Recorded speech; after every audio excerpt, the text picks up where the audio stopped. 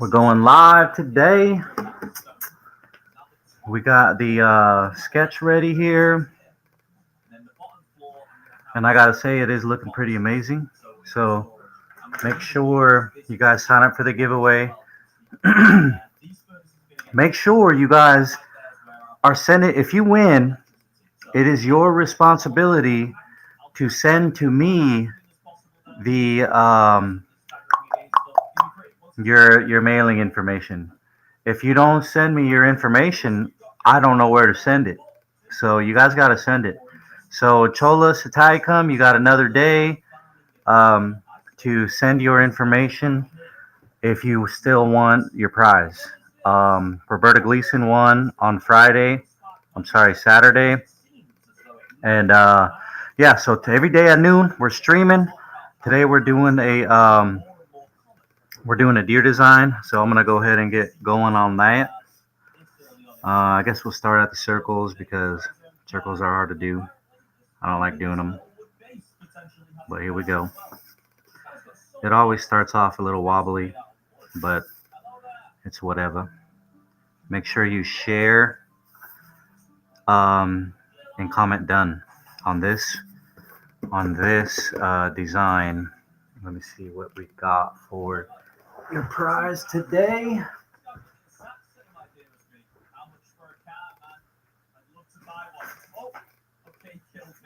Okay.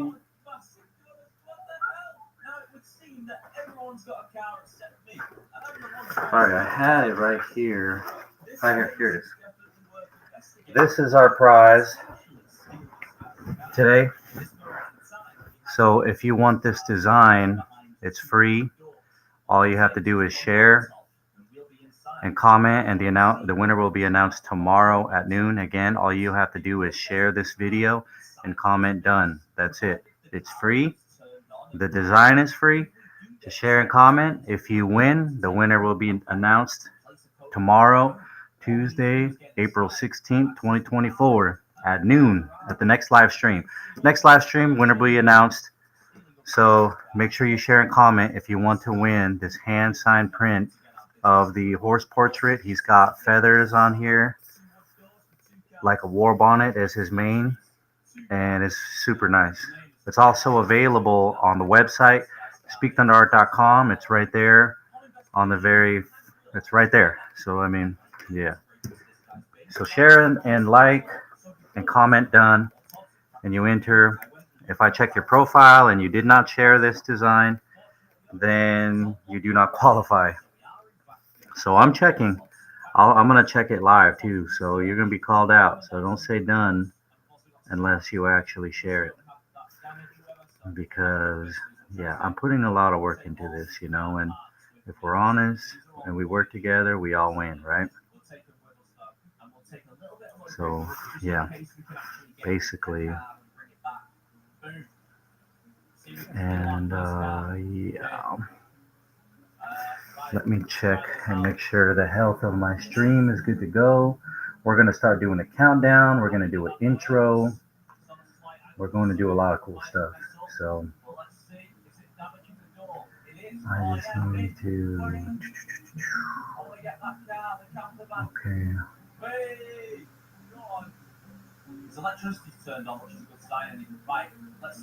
Oh, cool. I found my great grandma's family. They're messaging me. They're going to have to wait. We got the live going. Yeah.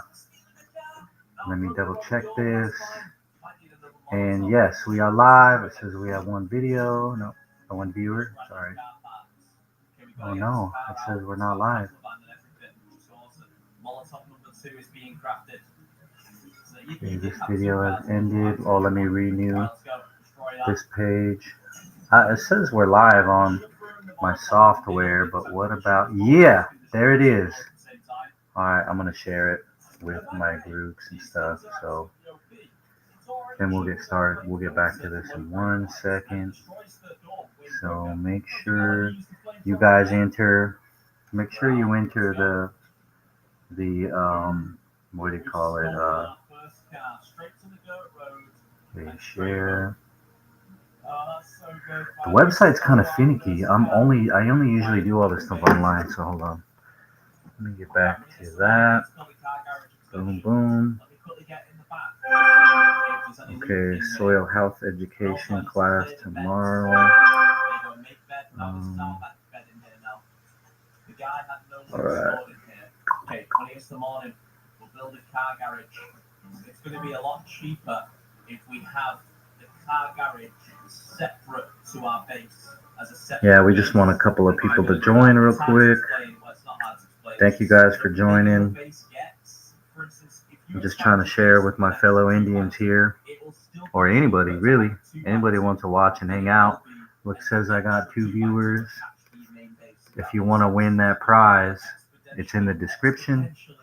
Also, you just have to share this video, and yeah, I mean, that's it. Share this video and say done in the comments. So I'm going to share this video on my different groups. So yeah, let's all Native Nations, Native American art,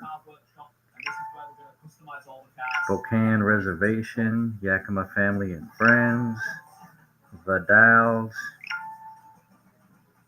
Hey, I want to do Goku again. If there's a certain animal or something you guys want me to do, let me know. Drop a comment. Oops, sorry. And let me know what animal you guys think we should do next. I don't just do animals too. I've done like motorcycles, and I have some drums that I want to do. I have some really nice drums. I'll show you guys all that stuff in a second. Sorry, I'm a little bit shaky today. I started off with coffee. I was a little tired, no lie. I was a little tired this morning. And so I drank some coffee. I was like, I gotta do some art, but I gotta wake up too. Gotta be awake, man. So, yeah. But yeah, this is my art. And if you really like this design, it's on speakthunderart.com. If you want a custom design, I do logos, I do custom drawings, pen and inks, paintings. I mostly just paint drums. People don't like, to pay what it's worth. And I don't know. Canvas just feels funny. I have a handful of canvases. I'm probably going to paint on them because I don't want to waste the material. I don't want to waste the supplies. So I'm probably going to paint on those, and I don't think I'm going to do canvas drawings anymore, honestly. So yeah, I also make drums and sell the drums too. This is my way of life here, I get to practice my culture, I get to share my culture, and I get to provide for my family. I think those are important. Some people don't like that I sell drums, and it's okay. I don't mean to offend anybody or anything like that, but we have to eat, we have to feed our families. We got to keep a roof over our head. That's the way the world works, If it was back in the day, I'd probably just be a hunter. I'd probably just be breaking horses, and that's it. That's part of my culture and my way. That's how I would have provided for my family in the past, and so, I mean, yeah, that's how I do it, and some people might say, hey, well, why don't you just get a real job? This is a real job. If I'm making money and if I'm providing for my family, that's about as real as it gets, I would say, and again, this isn't to, I don't make this channel to offend anyone, I respect your ways. Every tribe is different, every culture is different, every family is different, and what you do in your home and what you allow in your home, I respect that. That's your decision. I mean, I don't know what you do in your home. I can't say I respect that because who knows what people are doing in their homes, but I respect your free will, your right to choose, right? You decide what goes on in your home. You decide how you're going to honor and practice your culture, and I respect that. So, and I just ask people be mindful and respectful to me on my page, because some people will put a comment saying, "Oh, you're not a real Indian. You're selling your art, or you're selling your drum. You're selling this, you're that." Again, I get to practice my culture. I get to preserve it through these videos. I get to share it through these videos and my art. And not only that, most people who buy my drums use them for the sweat lodge because my drums are really well made. And yeah, they are mostly used in the sweat lodge because they don't fall apart, they don't flake, they don't. Yeah, they're good. They're really good products. They don't get flat either. If so, like if you're familiar with going to the sweat lodge or and you try to bring a drum, like drums tend to get flat in there. My drums don't do that because they're really well made, you know. So I mean, yeah. So that's all I got to say about that. Besides that, I hope your day is going well. I hope the good Lord, Creator, God is going to bless you and your family. You know, I pray for my community, for my people, that everybody, everybody, can have salvation through the blood of the Lamb. And not only that, I hope your health is well. I hope you guys are doing good, man. That's really important to me. I try to put myself in other people's shoes. And I remember my experiences struggling or hurting, being sick, any of that. Like, I know how that feels, and I think the best thing we can do when things are out of our control is ask the one who is in control of everything.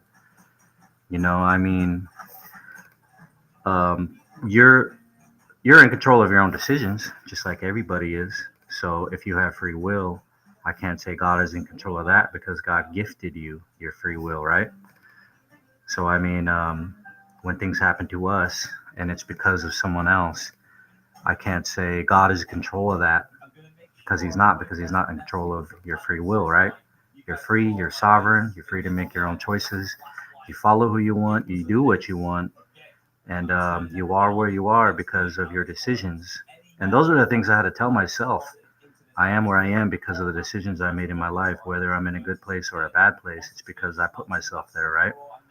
It's because I have my own free will, right? So God is in control, yes, but um, an individual's free will, that's their own. So if someone does you dirty, if someone does you wrong, if someone commits a crime against you or your family, that's them practicing their own free will. And so when I say things like, God is in control, he is in control, but he's not in control of what you think, what you want, what you do. And he's also not in control of your enemies who think what they want and what they do. He's in control of a situation, yeah, and he brings hope and light, yeah, especially if you're asking. Yeah, that stuff is a given. But yeah, I just put my hope and my faith in the creator of everything, you know, the one who helped my people through everything, the one who helped my people survive. And I'm just grateful to be here. I'm grateful to be a father. I'm grateful to be an artist.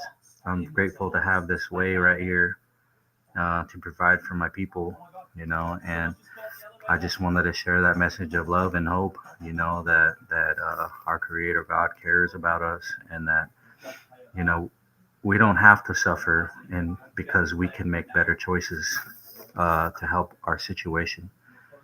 And even though we're not in control, He's in control, and we just have to have faith, and believe and pray, talk to Him, and bring your case before Him, what you're going through, and talk to Him about it. That's what they used to do a long time ago to the chiefs and to the kings. They would go to the leaders and they would plead their case. They would say, "Hey, this person, you know, um, took the life of my child or something like that." And the leaders they would have to make a decision based off of what they're asking or what their case is. Is it fair? Am I asking the creator for something good and right, or is it selfish? Is it to benefit myself, or is it to benefit my family and my community?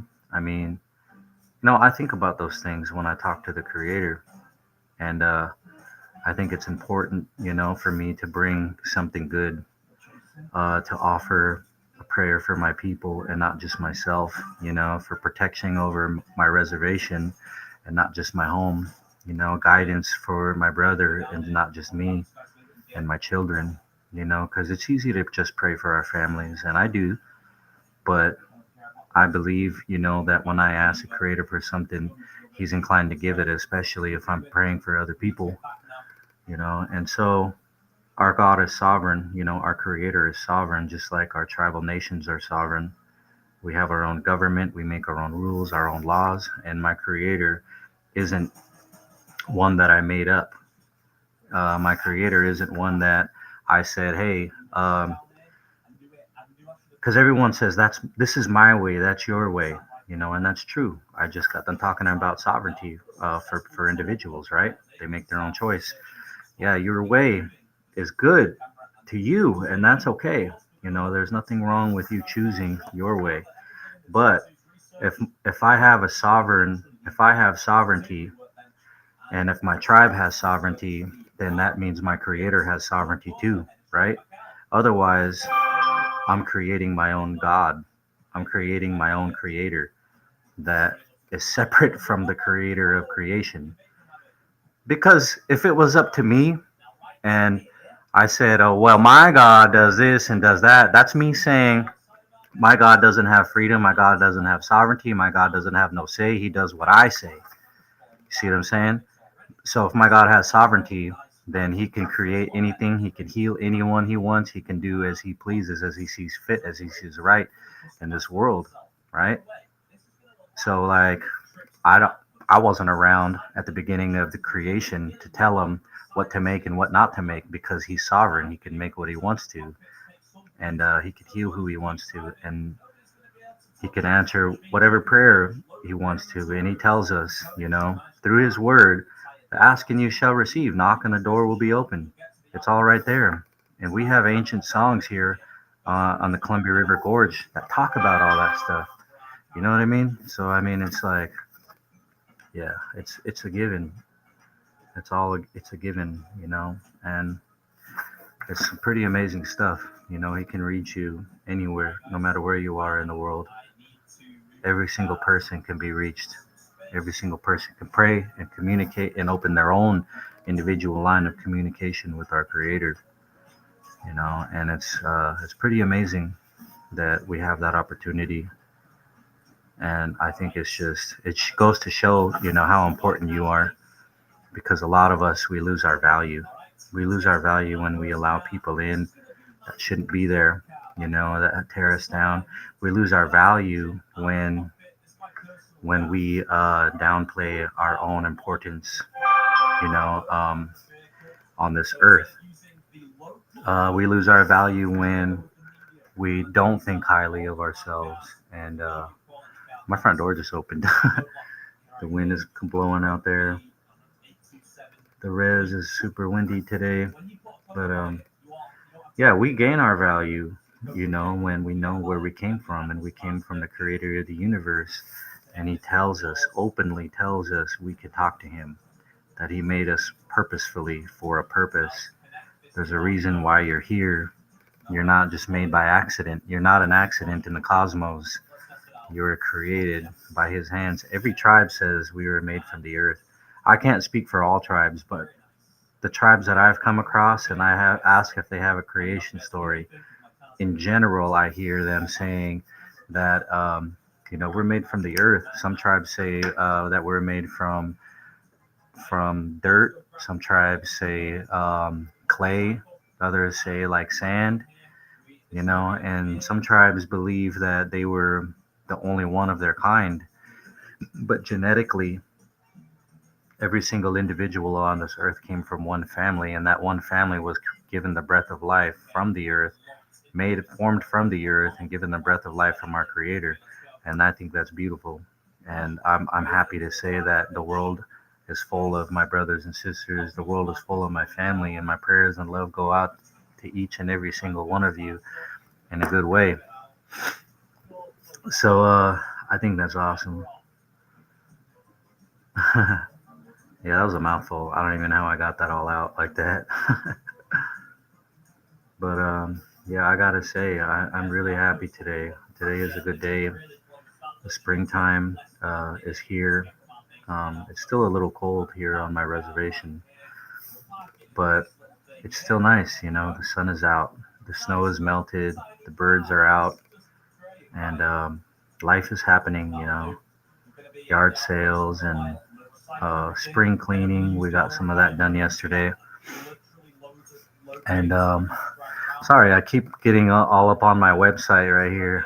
There's a way I think I could pull it in, pull it out, and bring it in, like, you know, so I'm not constantly trying to like dodge it around while I'm drawing. But yeah, what was I saying? Yeah, springtime. This is the time of the year we call the Indian New Year, and our year system is based off the birth of Christ, right? But historians are saying that it's actually in the springtime when Jesus was born, and our new year should be in the springtime. And that's funny because, or in the fall time maybe, but some say fall, some say spring. I don't know. The argument is strong on both sides, but I'm just saying, with my people, we say our new year is spring, and we have a celebration. It's called the celebration of the salmon, um, a salmon feast. Thanking the Creator for giving us the salmon and bringing the salmon. My mom's creation story from her tribe is one of my absolute favorite. And in the creation story in my mom's tribe, the Puyallup Nation, and this is just what I learned in school. I'm not sure if this creation story specifically belongs to the Puyallup tribe, but that's what I was taught in the school. Chief Leshai was the leader of the Puyallup Nation back in the Medicine Creek Treaty in those days, in the 1800s. Anyways, yeah, I was told that the deer in our creation story, the people were starting to be plentiful across the earth. So the Creator created that first family, and they started spreading across the earth. And then there was a famine, and so I don't know if there's a famine, but anyway, the Creator came down to the earth, and He brought all the animals together, and He brought them together, and He said, "Who is going to feed the people? Who is going to sustain humanity?" And it says that He came down and asked the animals which ones who wanted to sustain humanity with their descendants. So it says the deer and the elk and the salmon all stepped forward, and they offered themselves and offered to sacrifice themselves to provide subsistence to the population of the earth, and that they were actually even going to give their descendants to for the sake of survival for humanity. And that's how important human beings are. Being a part of this creation is such a blessing. And for the animals themselves to acknowledge and know that, to me, I think is beautiful. For them to say, I want humanity to live, and I'll offer my own kind, for so that we may live. And my people, we were hunters and gatherers. That's a part of our life. I'm pretty sure most of humanity started off that way. And without hunters and gatherers, we wouldn't be here. My tribe wouldn't exist. And that goes for any nation out there. If it wasn't for the hunters and gatherers, your people wouldn't exist. That's just the way it is. So yeah, basically, I guess I was just saying that, by tradition, we hunt, and it's a part of my culture. It's the way we dress.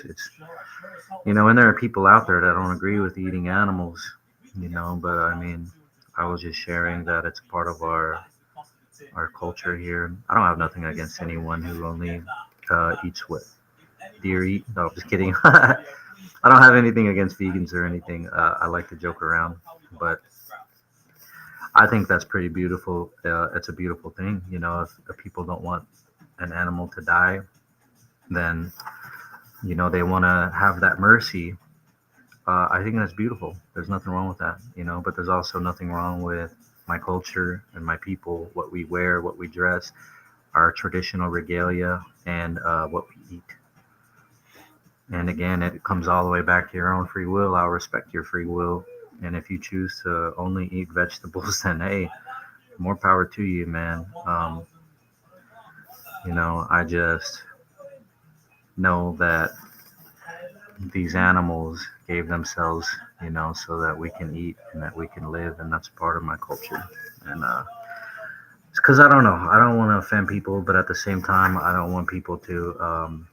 I want people to acknowledge and respect my culture, just like everyone wants to be respected and acknowledged in a good way.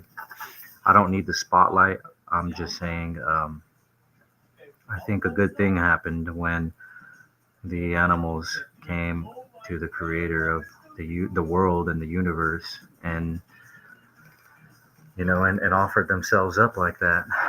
But yeah, again, make sure you guys share if you want to be a part of that daily giveaway. Make sure that you um, send me your address on Messenger. I didn't get no address from Chola Satayakam. She's my relative from the Puyallup Nation, and Satayakam family. They're all my relatives. Um, my love and condolences go out, to my family for my auntie that we lost, my auntie Shirley Satayakam. Um, and this was maybe by a year or two ago already, but still, I think about her all the time. I think about my Satayakam family all the time. I love you guys, and I miss being in Tacoma. I miss being at the Puyallup tribe and all that, but it was time to come home to my father's land and, and raise my children outside of the city. And it's beautiful out here and I love it, but I do miss my family. I miss you guys and all y'all's. So, yeah, it's coming out. Let me check my comments real quick and see what we got here. Um,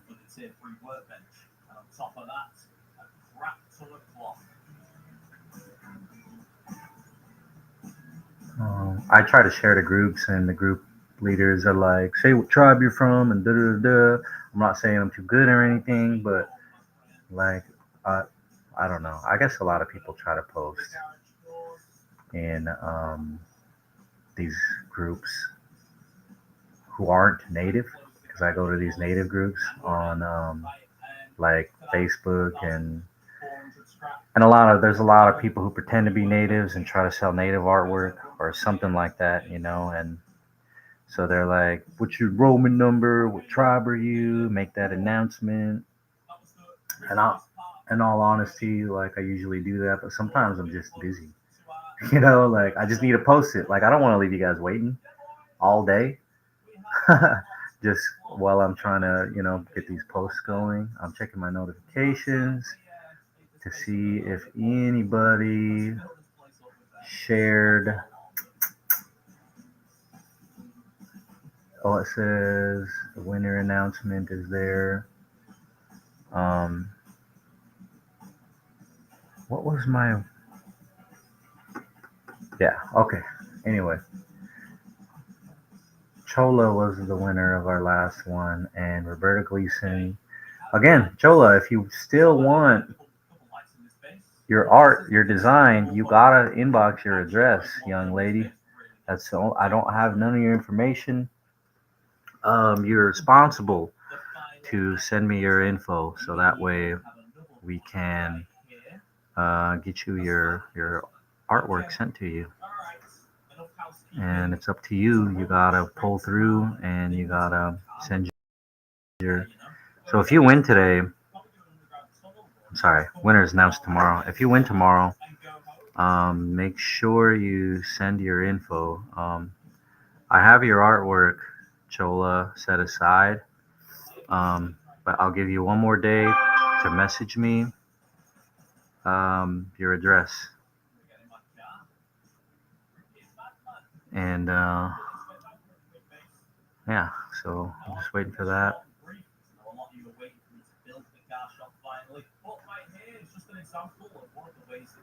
Just waiting for that.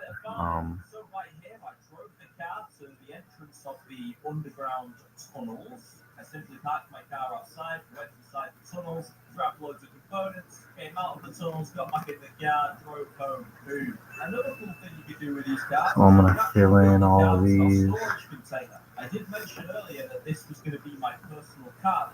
So this design, I think, is going to be a lot of fine, fine point, fine point drawing.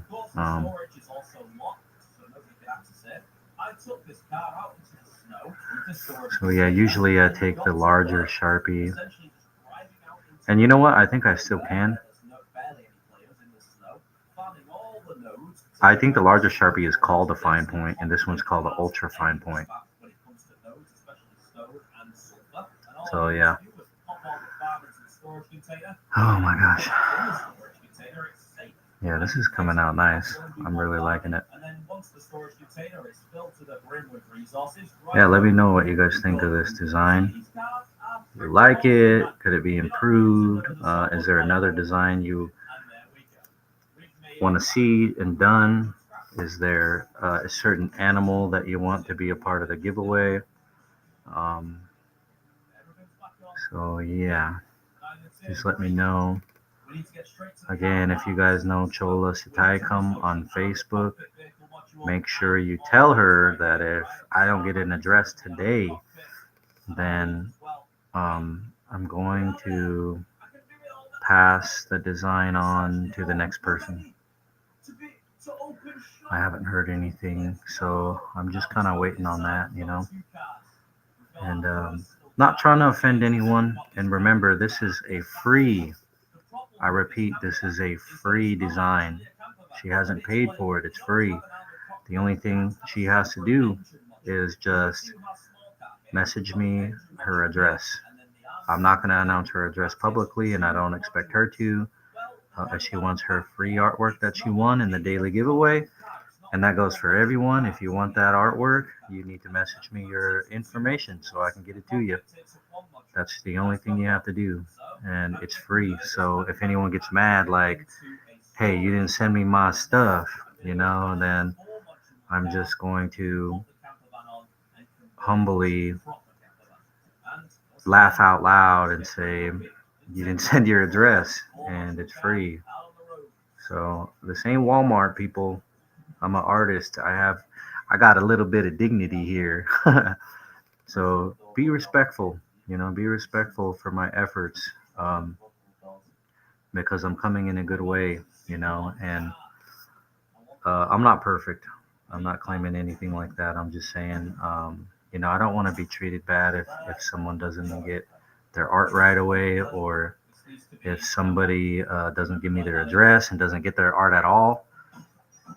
It's free, and you got to remember, I take care of my children by myself, and I also have other people who pay, for these designs to be done, and they take priority, over any free giveaway. The free giveaway is every day, yes. Things are being mailed out, yes. Um, but if it's not as swift as you want, and if it's not Amazon Prime, or if it's not Walmart Fast, then I do apologize. But at the same time, don't be rude, be civil. I'm not a Walmart worker and I'm not a Amazon worker, and I feel for them, and I don't like that people treat them bad, and I know that they're in a hard situation, but that doesn't give anybody the right, to treat me or any worker with disrespect because they don't get what they want when they snap their fingers. That's what I'm saying. So, um, yeah, I mean, I love doing my artwork and I love sharing my culture, and just like anybody else, I just want to be respected, basically. But yeah, this is a little process here. All right, let's get these horns up here. Get that taken care of. Again, make sure you share the video and make sure you comment done, and you automatically enter into the daily giveaway. And I'll show you guys the giveaway for will be announced tomorrow, Tuesday, April 16th at noon. This is the design right here. This is my horse portrait design, and he's got a instead of his mane is made out of a headdress basically, and it looks awesome. Um, One of my goals is to have a horse. That's why I'm on the Warm Springs Res, because we can have horses. One of my goals is to have a horse that is just like dressed down in his own regalia. Over in Thai Valley, I I was asked by my elders to drive the chief, and he's getting a little bit older, so he took all his regalia from he took all his regalia that he normally puts on his horse, and he put it on my truck. It was funny. It was pretty dope. And then we did a whole circle around the rodeo grounds there, the track over in Thai Valley, Oregon. And so the chief of Warm Springs, I gave him a ride there. It was pretty awesome. I was like, wow, this is dope, and so yeah, basically, it was an honor, to do that, and it was really fun. And I keep thinking like, man, I need to get together regalia. Well, first gotta get my horses going. Every time I get a horse, man, he gets away. Um, People let him out, and I'm still trying to get a home here in Warm Springs. I'm renting from family right now, and I need my own spot basically. So I own probably about 8 horses, but still trying to figure out where to put them. But that's where the art comes in. I've already had a lease with the Warm Springs for my home, but the the guy, the what is it called, the land use committee canceled it. Um, the chair canceled it, and yeah, they just, I don't know what their problem is. They canceled my business lease to sell art when I was constructing the building. They can't, like, they just, it was tough. It was tough, man. I just took a drink of an empty cup. I thought there was coffee in there. I guess I'm still trying to wake up. But yeah. Anyways, this is my favorite part right here. Like, on the neck area where in the wintertime when the deer are just super tough looking.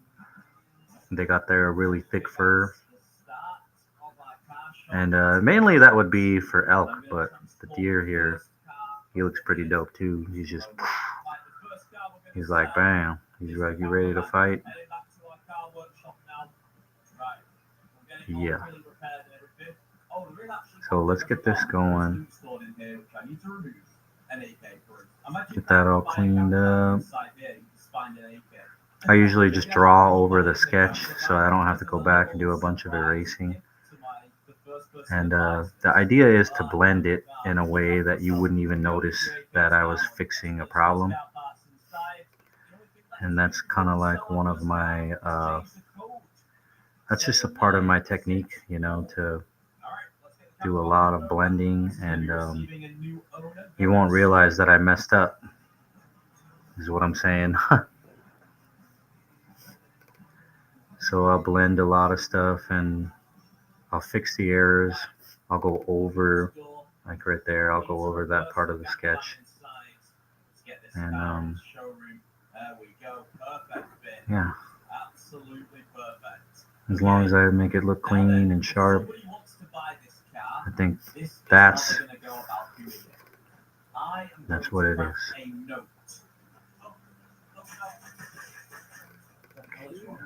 Let's see here.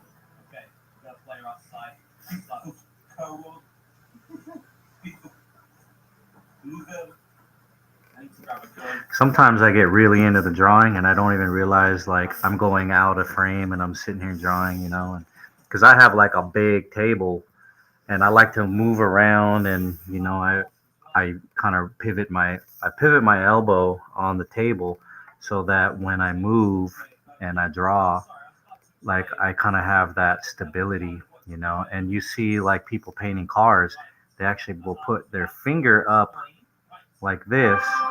Let's see if I can do this. Put their finger like this, and they'll use their finger or their side of their hand to guide, you know, to make that really smooth movement, because when you have a part of your hand on the surface of your drawing or what you're drawing on, then it just makes everything a lot more smoother and straighter.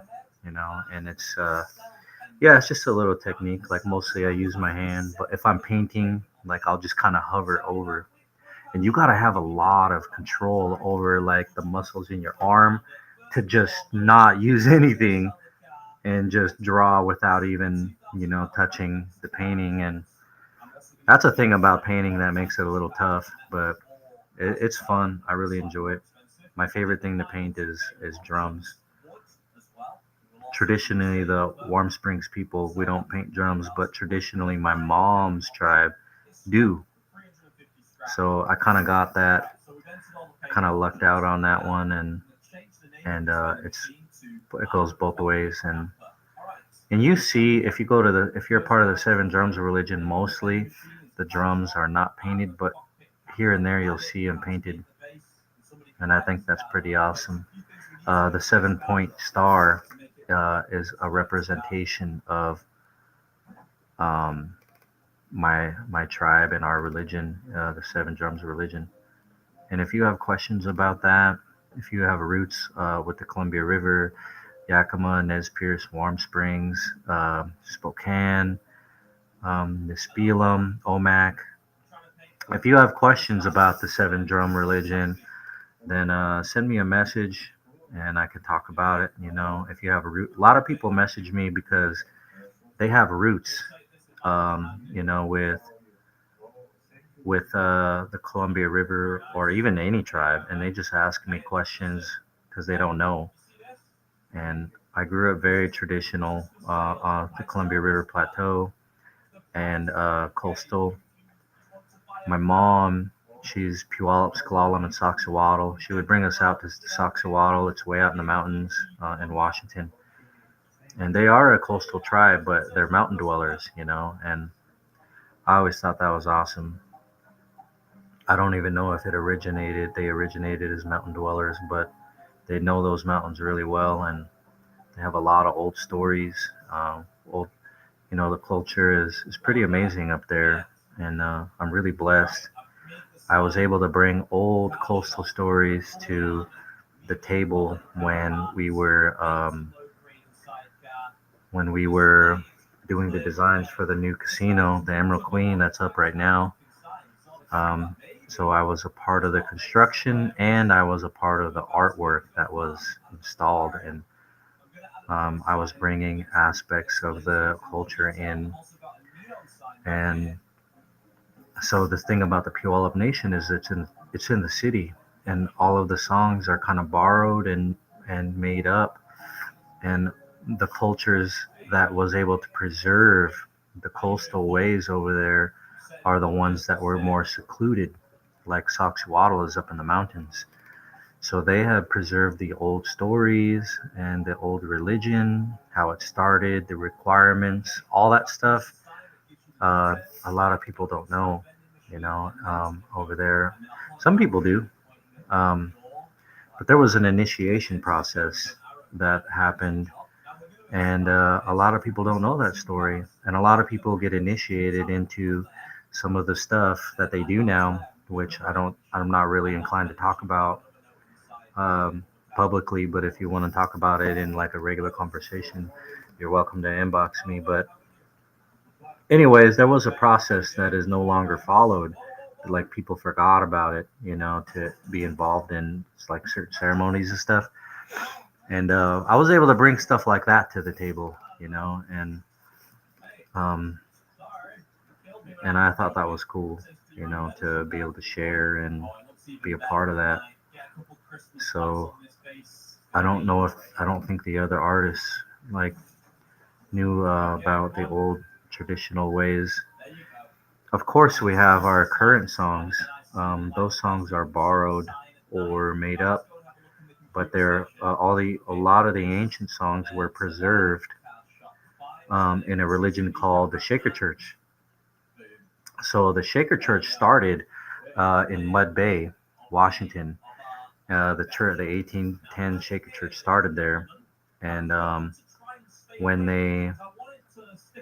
they were a part of when they were like when the tribes were banned from practicing their religion, the Shaker Church was Christ based, and there are Christ based religions in North America that never were a part of the Catholic Church, that were here before colonists. There are Christ based religions here right now that are still here, that existed before Lewis and Clark, before George Washington, before the Constitution. There was Jesus based religions already here. And anyways, the what do you call it? The judge that was trying to determine if the religion should be here or not, the Shaker Church religion of 1910 should be here or not. Uh, he spoke to the leaders at the time. Now, back then, they 100% had the Bible as part of the Shaker Church religion, the Shaker Church Indian religion. And the reason why I know this is because the story goes and says that when the judge asked about the Bible, um, he took the Bible and he put it in front of him, and the judge is high up.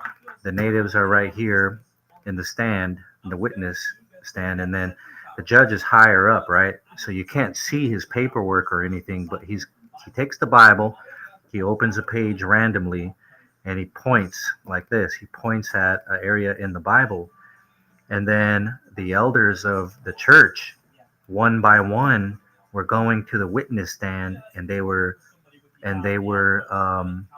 announcing exactly what he was pointing at without even seeing.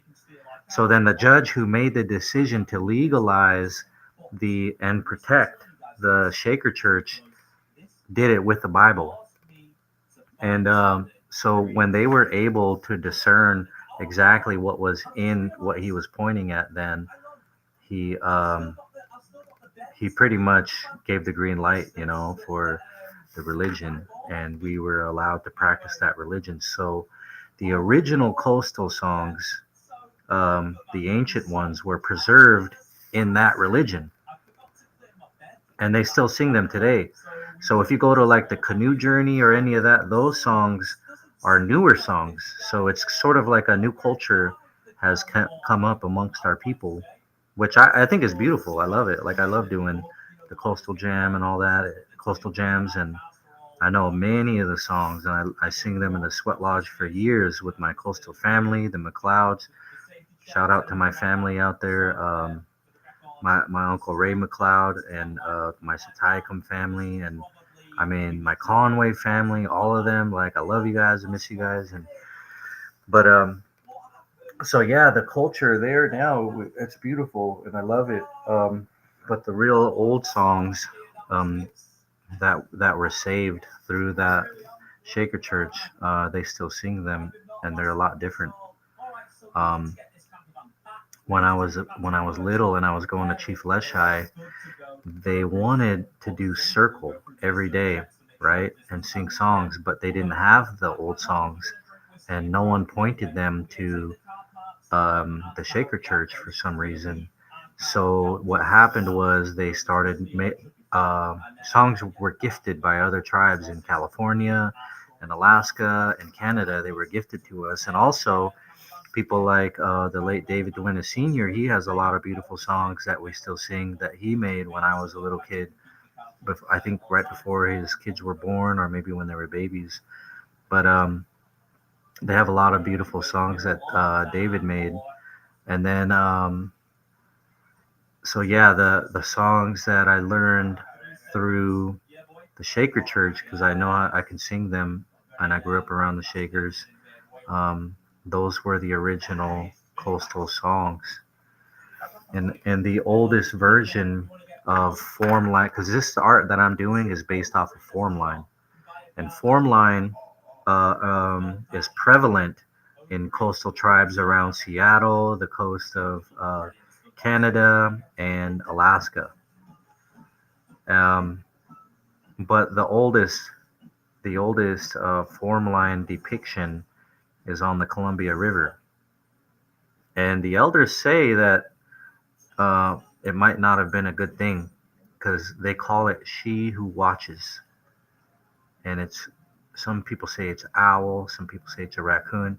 You could look it up, but it's the oldest art form of form line, even though it's practiced in Canada, Alaska, Washington, and Northern Oregon.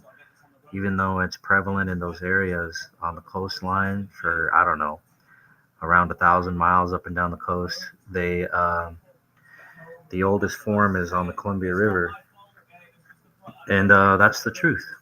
They have stuff from I think as far back as 1500. That's wood carvings. I think there's a bone comb is the oldest, and it's like from the 1500s or the 1600s, and it has a carving on it of an animal, and it's a comb, and it's made out of ivory or some type of bone. It's super nice, but the She Who Watches form line drawing is older than that. I'm not sure what they dated it back to, but it's the oldest art form of form line. I'm talking totem bulls, coastal art, thunderbirds. I mean, that style that everyone does now in those areas. The oldest form of it is right there on the Columbia River. And I was speaking to one of my brothers here. His name is Green, and he speaks the language fluently. And my brain is everywhere right now. I'm trying to remember his first name. I know his first name. I'm just Jefferson. Sorry about that, Jefferson. I'm just kind of my brain is everywhere right now. But Jefferson, we were just talking, and he was talking about the most basic ideas and the most basic way of life um, is super like original on the Columbia River, and as you work your way out in all directions, things get more advanced. Over time, people have evolved and grew, some of the culture and the ideas, and so he was talking about how a lot of the original everything around the Columbia River started at the Columbia River and then worked its way out. And so I was thinking about that, and I'm like, he's right, because the oldest form of form line is on the Columbia River, and as you work your way out from the Columbia River, it gets more and more advanced. For example, the further north you go into Canada and Alaska, the more elaborate these designs get. The further south you go, form line is way more basic, way more simple, and so southern coastal tribes have like that old school vibe, and the northern coastal tribes who practice form line is like super advanced, a lot of rules, a lot of things to stick by. And I'm a rebel, so obviously I use the shapes, but I don't stand by every single rule, for um, modern form line or traditional form line. I sort of have a contemporary coastal style design. I call it intertribal art.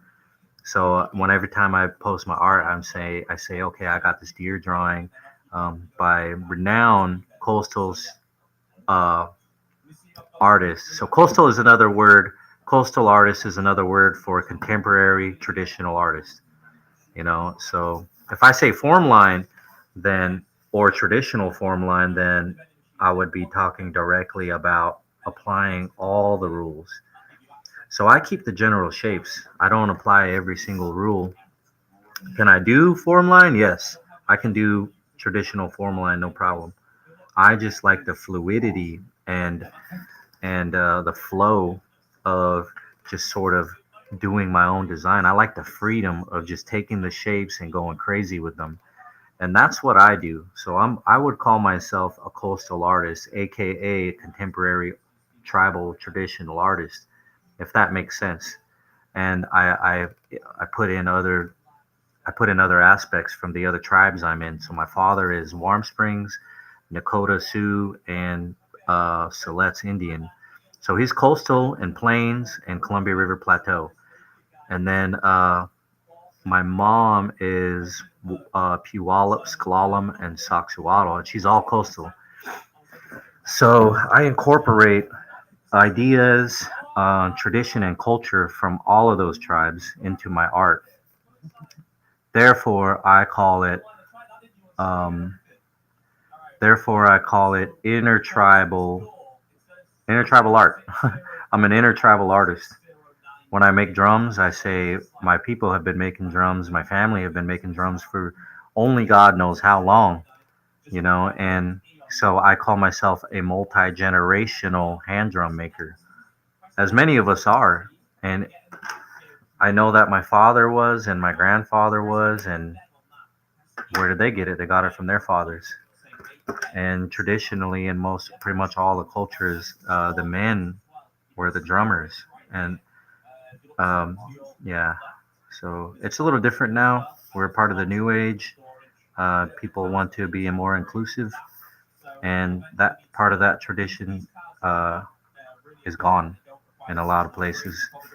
As far as the seven drums religion, they still do practice that only the men drum, and other tribes they said no, we want to be more inclusive, but let the women drum too, and so and I'm okay with that because that's my mom's side, the women drum too, and I don't have no problem with that, and I think every tribe and every people is kind of going to preserve what they want, you know.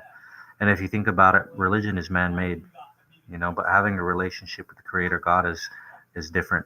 That's not man-made, So I think what is important and to know is that man-made religions and traditions and even cultures are going to change. Um, and having a relationship with the creator of the world, the universe, the animals, the plants, the grasses, the people, having a direct line of contact with him, talking to him every day, following his commandments. I think that is way more important than any man made religion or any man made um, tradition. I think the tradition of talking to your creator is what the number one thing that should be preserved if we preserve any tradition. I think the love language between you and your creator should be preserved. And don't get me wrong, I love our language, but the sad part about it is most of our language is gone. Most of our traditions are gone. And I used to struggle with it a lot. It used to bother me so much, and knowing that we are all sort of um, we are all integrated into modern society now, and that we had lost almost everything in our culture. Um, but I had to come to terms with it, and the way I did it was okay. Anything God given by the Creator that's good is always going to be preserved in heaven, where our ancestors are. And I'm not saying everybody gets to go to heaven for free, but I am saying that there were good people and there are people, my people, that do reside in the happy hunting grounds. And if I said everyone gets to go there, I would be lying, because there were tribes that practiced cannibalism. There were tribes that practiced infanticide, um, killing and eating babies. That was a real thing. I don't know if it was a part of a ceremony, but I know that it was done. And so, not all cultures and not all tribes are the same. And I'm not trying to offend anyone, but that's the truth, you know. And so, we got to be careful what culture we're practicing, what ceremony we're doing, because you don't know the origins of those ceremonies, you know. And like I said, if we lost something and it was good, then it could be practiced in heaven, right? It could be practiced by our elders in the happy hunting grounds if it was good, if they weren't doing nefarious things, right? It'll be in heaven. So the way that I came to terms with losing aspects of our culture was by knowing that it's still being practiced and preserved in heaven now. The language, the gratitude songs, um, like the Seven Drums religion, for example, those songs came from heaven, and so we're not allowed to record them. So you hear about powwow all the time, and you hear all the powwow songs. That's because, um, that on my plain side, that's because those songs are allowed to be sung publicly. They're allowed to be, and I imagine there's songs that ain't. I didn't grow up on my plain side. I grew up over here in Warm Springs and the Puyallup Nation. So I don't mean any disrespect to my Plains family or any of that. I'm just saying, it's a lot more public, a lot more inclusive, and they do record the songs, and they have competitions at powwows, and it's pretty amazing. The influence that my Plains side has had on the world is beautiful, and so yeah, I'm just saying, I'm just happy that it's our ways are being preserved in heaven, and that we didn't never lose them, because if we do what we're supposed to be doing on this earth, then we're going to go to the happy hunting grounds too, and we're and it's being preserved forever. The earth is going to die away, that's obvious. The scientists say that we have already gone past the point of no return, but our souls, our spirits go on forever, and where we spend that eternity is up to us, and I encourage each and every one of you to talk to the creator and confirm, what do I need to do? What do I need to do? Who do I need to talk to? I mean, I will go straight to the top and ask the creator God, what do I need to do to make sure that I'm going to be in those happy hunting grounds? Seek him out, ask him, talk to him, plead your case. And I think, and he'll answer. He will. He might not answer right that second.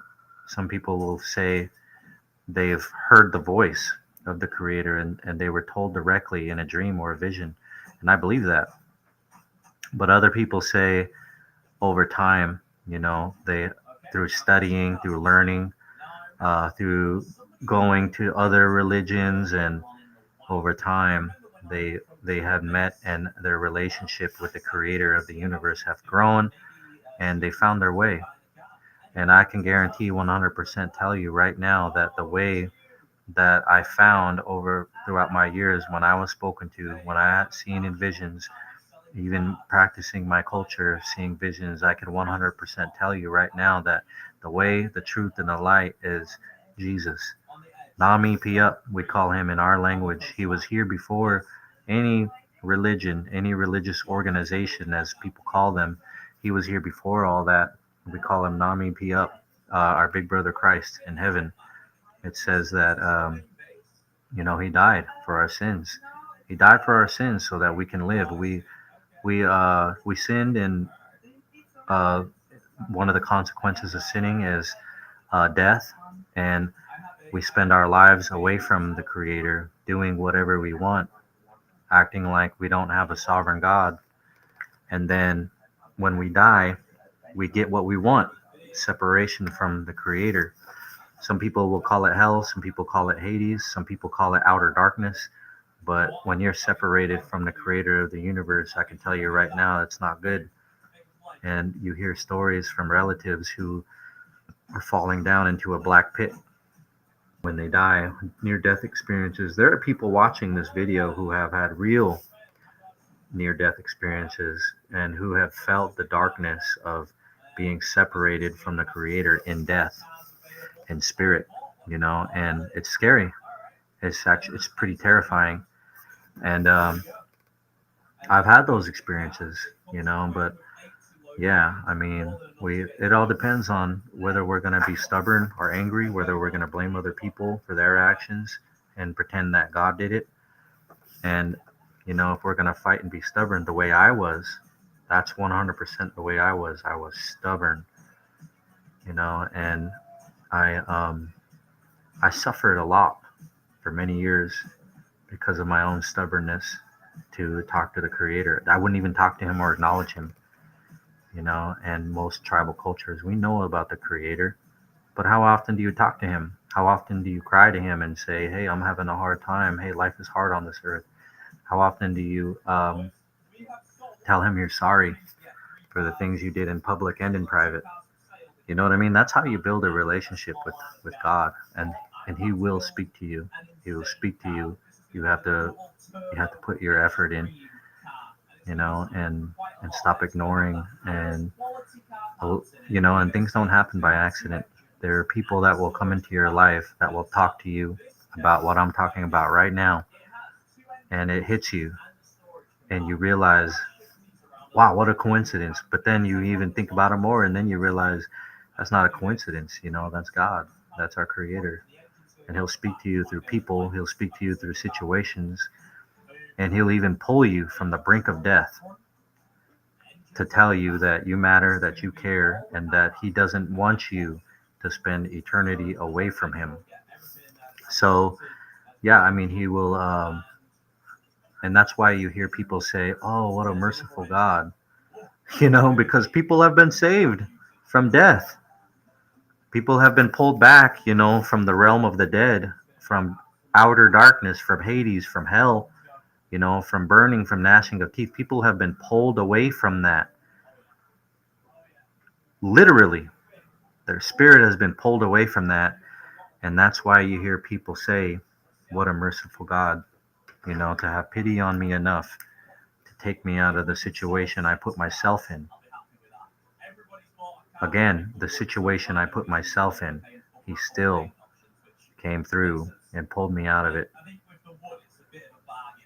And so if you start to understand that concept, of mercy, then, because a lot of people have too much pride to say that God is merciful. A lot of people have been damaged by other people, and they say, God is not merciful because I've been hurt by this person. That's someone else's free will. That's something that people chose to do, and if they continue to live that life, then you already know. It's not called karma, it's called justice by the Creator. Karma means you're going to be born as an ant. Justice means in this lifetime, their spirit is going to go to a place where they chose it to go. They say hell wasn't created for human beings. It was created for the devil and his angels. And us Indians know we just call them evil spirits or bad medicine, but other people know this entity as the devil. We cover our windows at night because we don't want these guys watching us and messing with us, giving us nightmares while we sleep. That's a universal Indian belief, because we know that there is evil here on this earth, and if there's evil, then there's good. If there's good, there's God, because God is good. and I love that my people know him. I love that I can be an Indian and I can believe in the Creator, because he created everything. He gifted us our roots, our salmon, our deer, and it's awesome. But yeah, that was fun. I had a lot of fun, and I hope I got to reach someone today. I hope you guys enjoyed that. Another drawing finished. If you want to buy this drawing, it's available. If you want to enter the giveaway, if you want to enter today's giveaway, all you need to do is share this video and comment done. That's it. Share this video and comment done. If you want a certain animal to draw, let me know in the comments. If you want something specific in the giveaway, share it in the comments. And I want to show you guys something real quick. I have products on the website. Go to the website and tell me what you guys want me to do the giveaway with. But I just want to show you real quick that these are like some of the shorts. This is one of my designs, and these are the shorts that I got. It's kind of hard to see them. I'll fold them in half. All right, so these are the shorts that I got right here, and they're half black. They're signed right there, and it has one of my designs on it. We'll draw this design next. How about that? But it's a chief with a headdress on. So yeah, this design. These are shorts that you can buy off my website and speakthunderart.com. But go to the website and find a product and put the link. Put the link of that product in the comments, and I'll draw that next, or I'll put that in the giveaway. Yeah. So if you guys want a product as a part of the giveaway from speakthunderart.com, copy the link and say, hey, I want this to be in the next giveaway. Because only like 5 people are a part of the giveaway right now. So, and I'm giving away 2 prizes. Roberta Gleason has got a prize. Alex Montura, I think her last name is. She's got her stuff's already been mailed out. And yeah, so 2 giveaways. 1, I'm giving stickers. 2, I'm giving away artwork. So yeah. All right. Well, I got a phone call. I pray the Creator blesses you and your family, and I wish you well.